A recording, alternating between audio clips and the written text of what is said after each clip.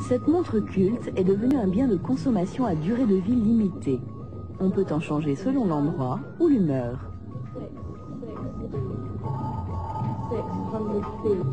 Avec ce succès phénoménal, la profession a compris que l'horlogerie consiste avant tout à vendre des émotions. Les horlogers ont retenu la leçon. Aujourd'hui, le marketing est devenu aussi important que les prouesses techniques. La première publicité pour la Swatch que nous avons faite pour l'Allemagne était une pure provocation. On a accroché à Francfort, sur le bâtiment de la Commerzbank, une Swatch de 140 mètres de haut. Une vraie montre qui fonctionnait. Et on a inscrit Swatch, Swiss, 60 Deutschmark. Vous savez, accrocher une montre en plastique d'une valeur de 60 Deutschmark sur un bâtiment qui en a coûté 380 millions et qui renferme de l'or et des billets de banque, c'était vraiment la provocation du siècle.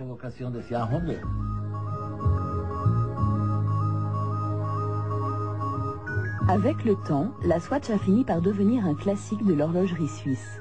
Des artistes reconnus travaillent à son design et contribuent à son succès. À ce jour, près de 250 millions d'exemplaires ont été vendus de par le monde.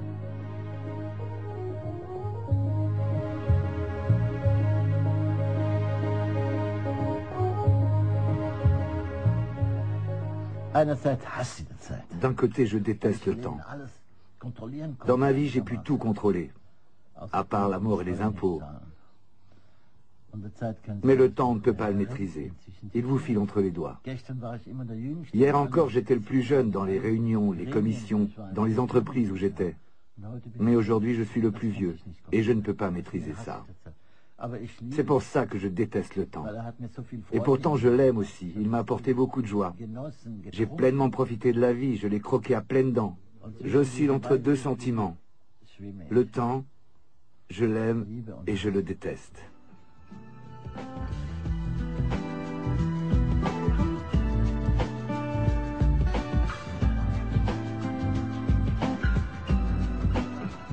Nous rejoignons Neuchâtel, tout au bout de la vallée des maîtres horlogers.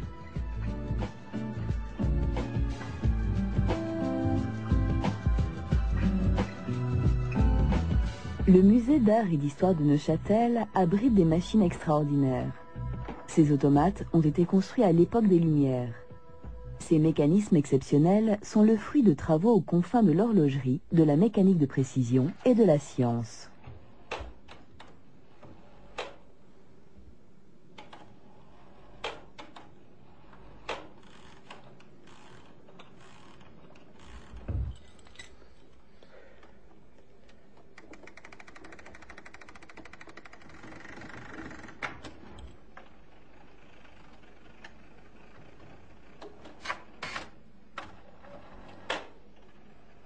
Le père de ces automates est Jacques Edrose, un horloger de génie très en avance sur son temps.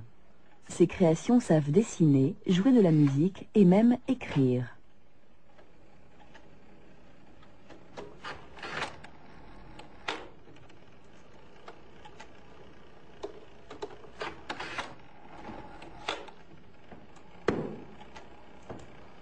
Jacques Edrose sillonne l'Europe avec ses automates.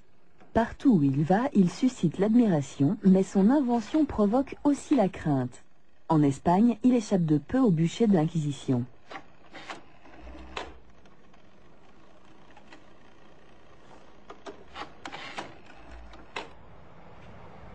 Au-dessus de la vieille ville, à l'Observatoire, les successeurs de Jacques Edrose essaient de construire la montre la plus précise du monde. D'après Albert Einstein, le temps est une illusion tenace. Mais ici, l'illusion est mesurée avec une précision extrême. 15 chiffres après la virgule, c'est la précision avec laquelle les scientifiques de ce laboratoire ont calculé la durée d'une seconde. Cela est rendu possible grâce aux horloges atomiques. Des montres sans partie mécanique, sans ressort, ni roue d'entraînement, sans cadran, ni aiguille. La partie la plus importante d'une horloge atomique se trouve bien cachée en son centre. Il s'agit du tube de césium. La mesure du temps est basée sur la fréquence des oscillations des atomes de césium.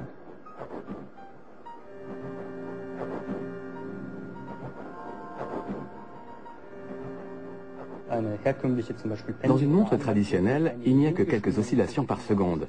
C'est comme ça que se mesure le temps. Dans une horloge atomique, on mesure les oscillations de l'atome qui, elles, sont beaucoup plus rapides, de l'ordre d'1 milliard d'oscillations par seconde. Du coup, on peut mesurer la durée d'une seconde avec plus de précision.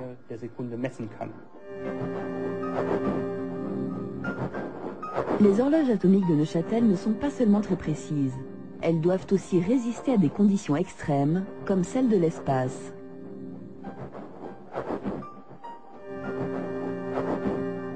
L'horloge atomique est la pièce centrale du nouveau système de navigation européen mis en orbite, Galileo. Ce système ultra précis trouve aussi des applications dans la vie quotidienne, notamment dans les systèmes de type GPS.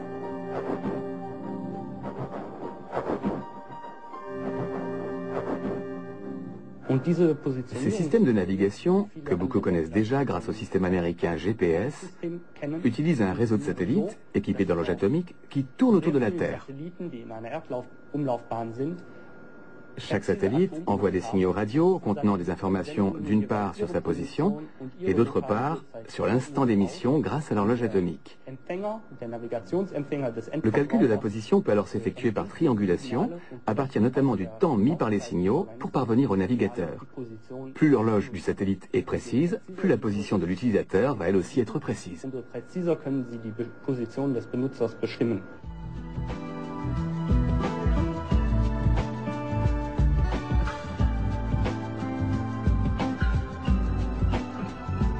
De retour dans la vallée des maîtres horlogers, nous nous dirigeons vers la Chaux-de-Fonds.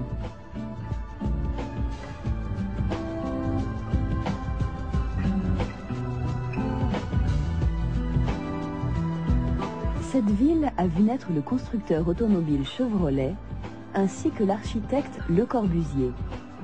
C'est l'un des grands centres de l'horlogerie suisse.